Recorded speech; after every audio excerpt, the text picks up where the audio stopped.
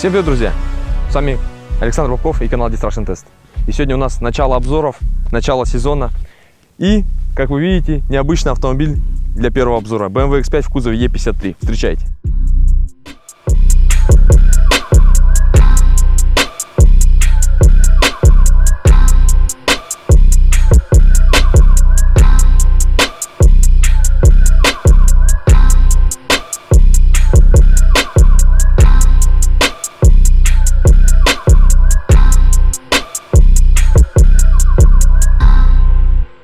В общем, ребят, BMW X5 E53.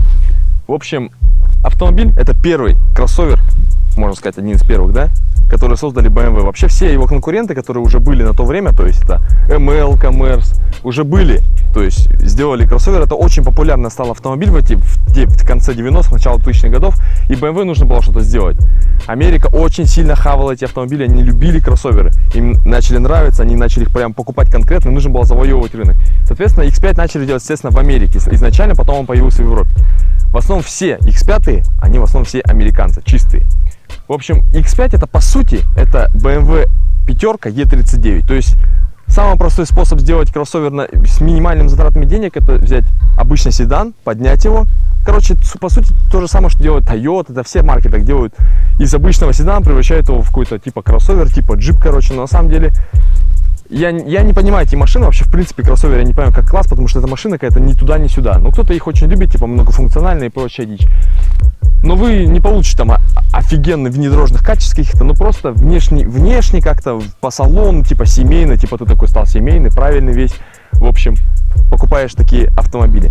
В общем, по внешности, естественно, это стандартно BMW-шный вид. Все вот, сейчас все марки, которые идут, как бы продаются, Mercedes, там, Lexus и прочее, они все делают узнаваемый вид автомобиля. То есть ты смотришь на него, знаешь, что точно едет Lexus, неважно какой, знаешь точно, что это Lexus. Там едет Mercedes, ты точно видишь, что это Mercedes, но какой тоже пока не знаешь. BMW пошли, это уже предугадали тогда, то есть они взяли свою сдвоенную решетку, сдвоенные фары, и это там еще с 70-х годов, как это все было, так оно все и осталось до сих пор традиционно. То есть это с ними только может конкурировать только Porsche, который с 911, он всегда просто, по сути дела, одинаковый. Тут то же самое, то есть спереди на него посмотришь, даже в темноте, неважно, включишь ангельские глазки BMW, сразу понимаешь, что это BMW издалека. Ускаев такая же тема с задними с фонарями, тут такая же тема с передом. В общем, классический BMW. И буква X в названии, да, она тоже стала в самом деле очень популярная вещь. Сейчас начали очень популярна буква X, Mark X, X-Drive. Вот после этого даже BMW, там было это же просто BMW X5, просто там 3-литровая, все знали, что она полноприводная. А потом они сделали X-Drive, типа, о, мы придумали новое название полного привода, вот. И буква X очень стала очень популярным таким, типа, брендом даже, наверное. Надо было BMW взять все-таки авторские права на букву X, короче, и замутить на нее, в общем-то, рубить на этом деньги. По внешнему виду еще, ну, он не сильно большой, есть X3. Кстати, вот на нашем регионе, Дальнем Востоке, BMW машина вообще, в принципе, не ликвидная. И вот любого обывателя посмотреть, сказать, а ты отличишь X5 от X3, он скажет, а я думаю, это одинаковые машины. Или он вообще не, я сам тоже не особо шарю в BMW, я знаю, что X5 с X3, они отличаются только размером, типа та из трёхки, та из пятерки, все. По внешности, мне кажется, я их хрен отличу. Американцы любят такие автомобили, и для них, собственно, это было сделано. И наши, соответственно, к ним подтянулись, начали брать такие автомобили. Но проблема этих машин в том, и вообще в их ненадежности или чего-то такого. Машина, естественно, дорогая. Это немецкий бренд, дорогой. И человек, который купил ее новой, естественно, у него есть деньги. Он не парится по поводу того, как ее обслуживать. Он просто ответил на ней 3 года, ничего, собственно говоря, не делая. Ее отправил куда-нибудь в Россию тоже. Тут мужик купил, поездил тоже, туда ничего не делал. Потом следующий купил, и все. Он говорит, блин, машина говно, она все сыпется, все такое. Это все проблема эксплуатации автомобиля. То есть американцы вообще не заморачиваются эксплуатацией машины. И этим самым они, типа, гробят репутацию автомобиля, который купят в России, например. Давайте, собственно, начнем с самого главного. Это капот и его мотор. Так, как он открывается? Позже. Это прикольно. О, как все завуалировано. В общем, ребят, двигатель. Двигатель просто бомбезный. Вот реально. Самый лучший двигатель в мире просто. Никогда не ломается, никогда вас не подведет. Увезет вас куда вы хотите и куда угодно, вообще на любую точку земли. Мотор. Самый популярный, самый простой М54. 3-литровая рядная шестерка. Простой мотор.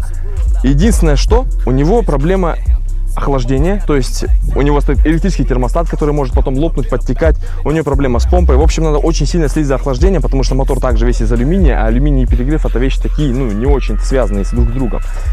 Следить за охлаждением.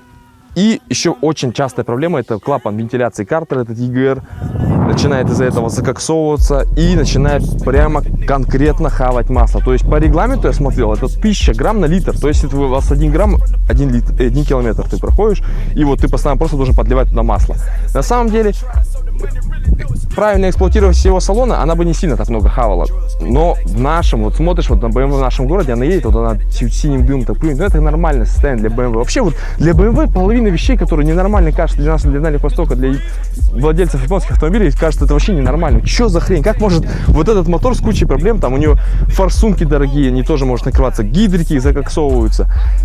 И это все стоит очень дорого, и они считают, что это самый лучший мотор от BMW, типа один из самых надежных. Думаешь, какого хрена столько проблем, как может казаться самым надежным? В общем, по технике что еще сказать? Коробка здесь 5-ступенчатая, на рестайлинговой версии уже была 6-ступка. К ней претензий абсолютно никаких нет, она отлично ходит, главное вовремя менять жижи и все такое, и будет все отличненько. В общем-то, на этом по двигателю, по коробке все. По ходовой части. В общем, спереди у нас обычный Макферсон, сзади многорычажная подвеска. Проблема его подвески в том, что вот единственное, еще одно слабое место BMW X5, это единственное его подвеска. Во-первых, потому что это был седан, его сделали больше, подвеска не рассчитана на такой вес, скорее всего, поэтому начинает накрываться. В общем, спереди по проблемам там только ступичные подшипники, немного начинают шурусовские пыльники, но это в принципе ерунда. Ну и стойки стабилизатора, я считаю, в наших условиях это большая проблема. Это как бы у всех машин стойки стабилизатора сейчас делают так не очень. Они как бы стучат, это в принципе мелочная вещь, которую легко поменять. А вот задняя подвеска там все посложнее. В общем, там многорычажная подвеска, которая там меняется рычаг в сборе, то есть нижние рычаги. Их меняешь в сборе, соответственно, это дорого. А еще прикол в том, что у тебя накрылся, например, какой-то рычаг, ты решил, думаешь, я потерплю, еще поезжу, да? Но с BMW такая тема не пройдет. Если у тебя что-то накрылось, она начинает рассыпать что-то другое. И у тебя просто начинает сыпаться ходовка полностью вся, и ты потом просто вбухиваешь кучу денег. Кто-то, кстати, говорил такое, что дешевле будет сделать всю подвеску целиком, нежели делать ее по частям. Такой вариант тоже возможен. В принципе, заказать там, например, полностью задний подрамник со всеми рычагами, поставить, и все, ездишь дальше, не паришься. В общем, по подвеске тоже не очень. И, кстати, кто вот говорил, что Infiniti FX35 не крывается, прямой конкурент этой машины — это Infiniti FX35, я считаю так, потому что у этой машины такая же история с системой полного привода. В общем, машина в основном задний привод, то есть BMW-шная традиционная тема, задний привод, они все делают заднеприводные машины. То есть тут переходит назад почти 70%, вперед 30%. Вот и все, вот и вся традиционность этого автомобиля. И, соответственно, Infiniti — такой же система полного привода. То есть там тоже, по сути, на Sky поставили большой кузов, тут сделали с Бэхи пятерки большой кузов. В общем-то, и все. Пошли в салон. В общем, ребят, по салону. Салон, вот даже не заходя в него, машине, грубо говоря, 17 лет. Посмотрите на качество кожи. Да, она уже просижена, да, она местами лопнувшая, но ей 17 лет. На крузаке 200 ты посмотришь на кожу, она через 2-3 года начнет в таком состоянии превратиться, а через 5 лет она просто вся лопнет. Здесь же немцы реально умеют делать кожу, умеют делать салоны. Это вот спору нет. Но вот говорят же, что, ой, ё-моё, после BMW, типа, ты не сядешь на любую другую машину, потому что ты яро будешь фанатом BMW. Потому что тут все по-свойски, так знаете. То есть вот даже вот я капот не мог открыть, потому что я не мог найти этот гребаный рычаг, он, оказывается, вообще завуалирован так, что я думал, что это какая-то пластмасска салона. Кому-то очень сильно нравится, типа драйверская машина и так далее. Да, в салоне тут все, в принципе, неплохо. Все в коже, дерево, отделка, шумка, все это есть в этом автомобиле. Немцы умеют делать салоны, к ним это огромный плюс. По сравнению с японцами тут, конечно, не сравнить. Приборка в милях, ну и там градусированы эти километры. Ну и, собственно, вот, в общем-то, и все. Да, непривычно, может быть, какие-то кнопки, даже вот кнопка аварийки, например, находится здесь, это как-то тоже не по-свойски, ты будешь ее вот здесь искать. Когда первый раз сядешь, точно не будешь привыкнуть. Вот к этим вот значкам, там, рециркуляции, каким не привык, там, снежинка, что это кондиционер, как бы. Все очень много странновато, но очень много, кстати говоря, плюшек, типа вот система спуска с горы, какого хрена, типа ты будешь использовать ее в бездорожье, такая машина с низким просветом, со странной системой полного привода, как бы не предназначенная, да, для этого. В нашей комплектации у нас есть люк, у рестайла уже была панорама, ну то есть уже более такой по напичке не салон. Но в принципе здесь ничего лишнего нет, я ничего не вижу лишнего такого, да, реально четкий салон, достойный вообще, очень достойный. То есть до 99-2000 годов это вообще просто шик. Кнопки на руле, ну то есть все, немцы умеют делать салоны, тут других претензий нет. Попробую пойти сесть назад.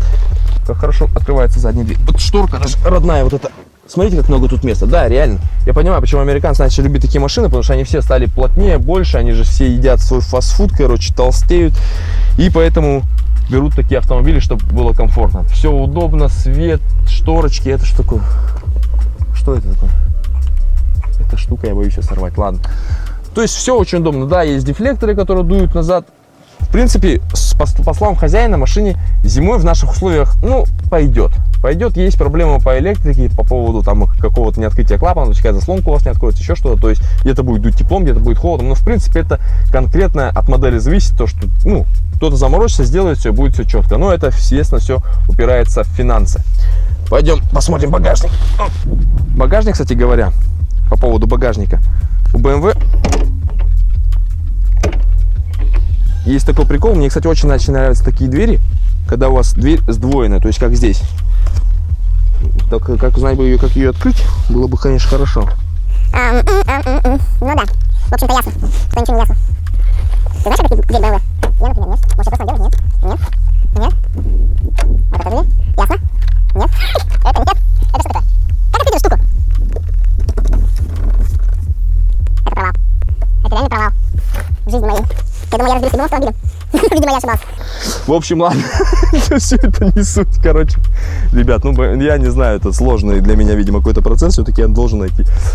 Сдвоенная дверь на самом деле удобно, то есть она опускается у тебя так, ты сел на нее, ты можешь сидеть там, типа, ты такой весь в природе, весь в шашлыках, короче, типа, ты же кроссовер, ты же должен ездить куда-то, выезжать с асфальта. Ну, вот, типа, для этого сделано. На самом деле удобно, то есть какие-то покупки, вот эту штуку открыл, что-то закидал, не надо тебе огромную дверину там поднимать наверх или вот так в бок. На самом деле очень удобно, и это традиционно стало для этого автомобиля, до сих пор она как бы сдвоенная. Вот и все. А так, в принципе, багажник вместительный. Все на своих местах, все, в принципе, удобно. Сдвоенный выхлоп, ну, смотрится, конечно, четко. Да, если был бы он еще на V8 4.4, было бы, конечно, поинтереснее ехать. Но по паспортным данным говорят, что он едет чуть меньше 8 секунд до сотни. Мы, конечно, не будем это проверять, потому что машина уже старая, и жалко, и вообще для нашего региона это непривычный автомобиль, и лучше мы не будем ничего делать, чтобы она доехала обратно до дома, нормально довезла хозяина. В общем, по словам BMW-иста, этот автомобиль, это как бы мечта уже. Ну, это как бы предел мечтаний, типа X, если ты взял, то все. Кто-то говорит, что берет нового X. Вот, например, владелец этого автомобиля говорит, что он именно вот такой X хотел, и все, больше ничего не нужно. Типа простой, надежный, в принципе, и никаких проблем не вызывает. На нем много тюнинга у нас, как видите, 22 колеса. Смотрится все четко, конечно, там накладочки, все в черном цвете, классическом BMW-шном. Короче, некоторые говорят, что типа на них есть какие-то бандиты, короче, бандитская тачка. Но на самом деле я думаю, что это не какие-то бандиты, а какие-то обычные пацаны. В общем, поехали, посмотрим, как будет на ходу.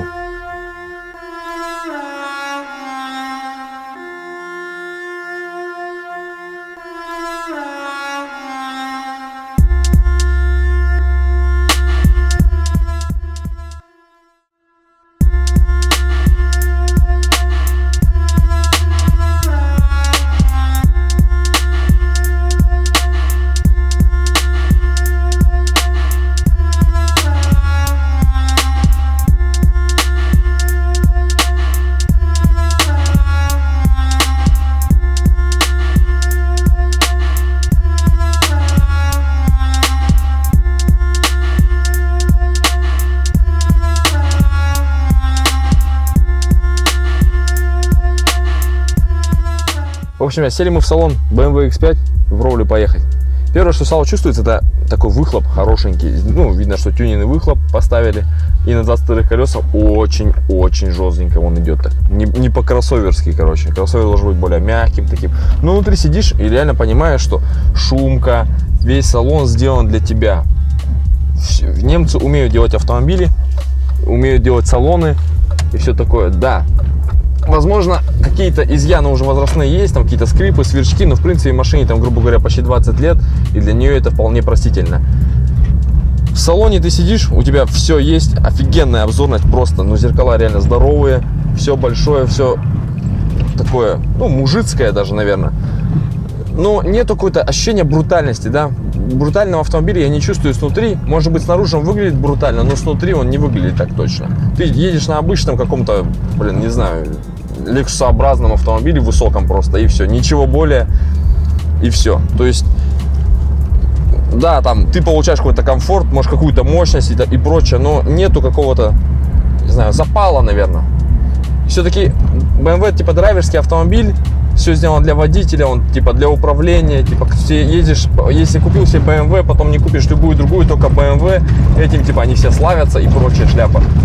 Но если осудить все плюсы и минусы этого автомобиля, то есть расход топлива, надежность, то я бы не рекомендовал этот автомобиль покупки только ярым фанатам. Да, тут для наших условий проблема с ходовой частью, рулевые рейки, которые бегут, текут, и у них вообще ресурс по 50 тысяч, грубо говоря, быть, ходовка, которая очень быстро рассыпается, и мотор, который не пипец надежен, да, на нем минимум электроники, как бы в этом плюс, BMW-шный плюс именно, то, что там минимум электроники, минимум чему-то вообще сломаться. А так, я бы не сказал, не назвал его надежным, каким-то крутым автомобилем. Да, это автомобиль, который можно купить за 500 тысяч, может быть, какие-то, ну, за Уралом там это какая-то машина типа для понтов, короче, для таких вещей. То есть обычные пацаны покупают там за 500 тысяч автомобилей, на них как бы ездят и говорят, я купил себе BMW, я поднялся.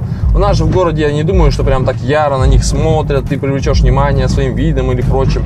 Да, если ты затюнил, как здесь, что-то может выделяется у тебя какие-то, пацаны там посмотрят, скажут, оценят. Ну и то, это, я говорю, ярые, опять-таки, фанаты BMW, у нас все больше по правому рулю, True GDM и все такое, я сам из таких людей. Я люблю автомобили, я люблю все автомобили, но есть вещи, которые, как бы, здравый смысл говорить не надо. И вот этот автомобиль именно тому подтверждение, что для здравого смысла такой автомобиль для себя бы я никогда не купил.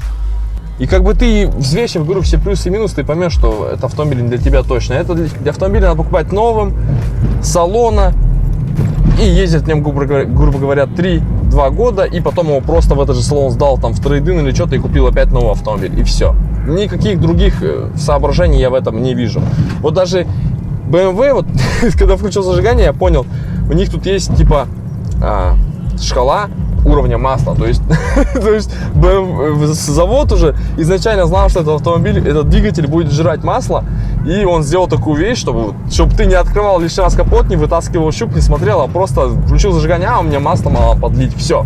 То есть вот уже как бы эти вещи дают тебе задуматься о том, стоит ли покупать этот автомобиль или нет, то есть потянешь ты его или нет, тут все очень дорого. Да, там контрактные запчасти можно его поставить. Ну, блин, это такие же контрактные запчасти, как стоят вот сейчас на этом автомобиле, и они не славятся надежностью. Ну, ярые фанаты меня сейчас, наверное, там за Уралом скажут, да, он ничего не понимает, BMW это крутая тачка. Да, возможно, я не понимаю в BMW ничего, но просто довольствуюсь здравым смыслом человек, который не понимает в них ничего и просто сел, поехал, проехался и понимаю, что машина, да, она... Есть ощущение такое, что она скоро развалится, вот почему-то, не знаю, не то, что прям она не такая вот всякая-то ушатана, нет, есть такое небольшое ощущение, или самовнушение, может, это какое-то, ну, есть такое чувство, что что-то пойдет не так. Она тебя не довезет до нужного места, если ты хочешь куда-то поехать далеко. В путешествие на нем точно не поедешь. Ты возьмешь крузак и поедешь на нем, и он точно тебя довезет. И здесь же нет, такого не будет. Но я думаю, на этом вывод один, что если ты ярый фанат BMW, для тебя это предел мечтаний, то в принципе, никто тебя не осудит за твой выбор, но обычным людям такой автомобиль лучше не брать. Вот мой совет. Вот и все.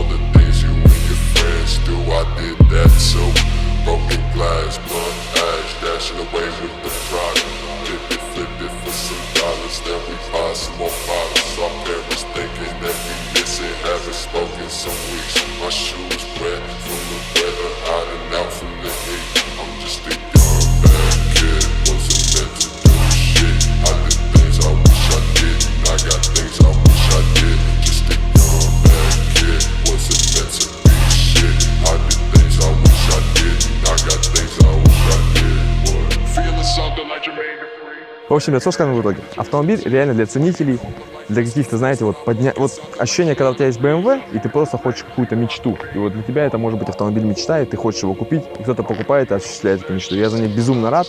Но рекомендовать покупки я не могу, потому что все люди разные, есть фанаты BMW, есть фанаты Mercedes, есть фанаты GDM, есть фанаты еще чего-то. Решайте сами, я рассказал о проблемах, о его каких-то минусах, плюсах.